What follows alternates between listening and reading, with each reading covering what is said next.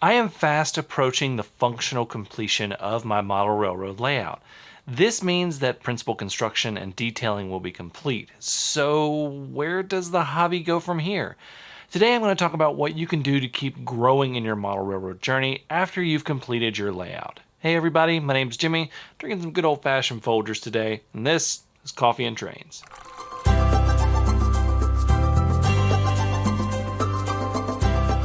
This video is brought to you with support from my patrons on Patreon. These videos would not be possible without them, and if you'd like to join the Patreon community, you can follow the link in the description below and join for as little as $1 a month. There is so much focus on building your layout. What happens when you're done? Now, layouts are never really done, but there comes a point when you're maintaining the layout and only doing small detailing projects. There are several directions that you can go with the hobby. Now, I'm not going to be talking about items like locomotive and car maintenance, as you'll be doing that pretty much regardless. Okay, let's get to it. The first is probably the most obvious: collecting. Collecting is definitely the most expensive route that you can take, but it's also one of the most fun. I personally enjoy building collections, and I collect many things, including antique cameras and trading pins. Collecting trains and rolling stock can be very rewarding and give purpose to your continued journey in this hobby. Now, if you look to start collecting, there are some things to consider.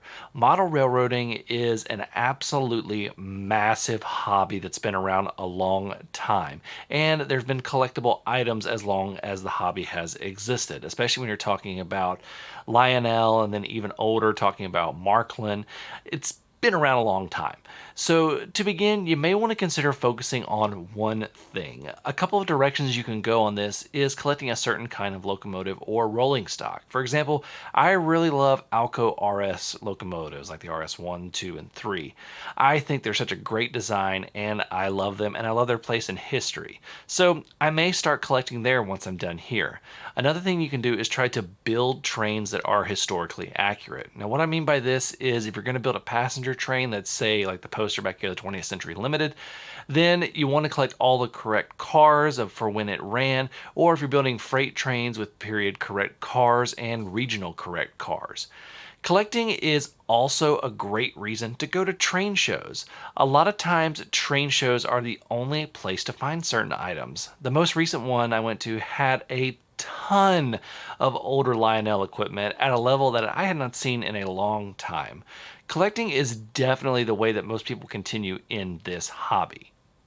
The second way is continuing to polish your layout and upgrade it, whether it's adding details, neatening up your scenery, or maybe even doing a little bit of wiring for new accessories. Like I said, a layout is truly never done. I know that my plan when I complete my layout to a degree is going to be to get to work on one scene at a time and get it nice and detailed. Now I've got a lot of scenes I want to do back there, and I want to personalize them and make them unique to my railroad. The other thing that you can do, and I'm actually going to do an entire video on this later this year, is to neaten up your scenery. As I've continued to work on this layout, the scenery that I have done does need some work as things have settled, so polishing the scenery is something that you can do. Then there's adding electronic upgrades like lighting animations and things such as crossings. A lot of people do install these during the construction phase of the layout, but a lot of times people don't decide to do the electronics until after the layout is done. No matter what you want to do down the road, layout tweaking and perfecting and upgrading is a great way to continue in the hobby. Before we continue, let's talk about some of the coffees you guys are drinking. Benjamin's Trains is drinking Lavazza coffee with Amaretto creamer. Keegan SEVA is drinking locally owned and veteran-owned Pale Horse coffee. Ron Blanco is drinking 8 o'clock dark Italian roast. Okay, so next up is another very obvious one. Run your trains. This could involve operation sessions, or it could simply be running your trains with your friends. It may sound simple, but running trains is the difference between model railroading and other hobbies that involve miniatures. Now, I know that this is definitely a duh, but a lot of us get tied up in so much in the building of the model that we forget sometimes that the biggest part of the hobby is running trains. This can also be looped into the collecting side of the hobby, where you buy things that you can enjoy running on your layout. So don't forget that the layout is built for running trains.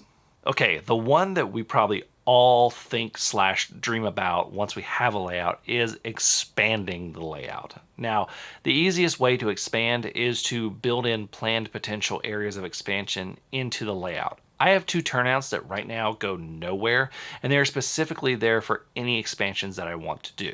Now, expansions can take many forms. You could have plans to just extend your bench work, or you could be building an upper deck, or you could build modules that you can add to the layout. Expansion is fun because it means more room to run trains. I personally really like the idea of modular expansion because it can be quite cost effective. You can work on one module at a time, focus on it, and then move on. These modules can be adapted to a standard like Freemo or T-Track. You can follow something like Joe Fugate's Toma or the one module approach method. And regardless of what you decide to do on expanding your layout, it is sure to be a fun journey. Now, we all know that model railroading is a lifelong journey, but we focus so much on layout construction that we forget what's after. I hope that this helps you in the next phase of your model railroad journey. Thank you all so much for watching. Until next time, I'm Jimmy from the DIY and Digital. Stay safe, be kind, drink some coffee, and happy railroading.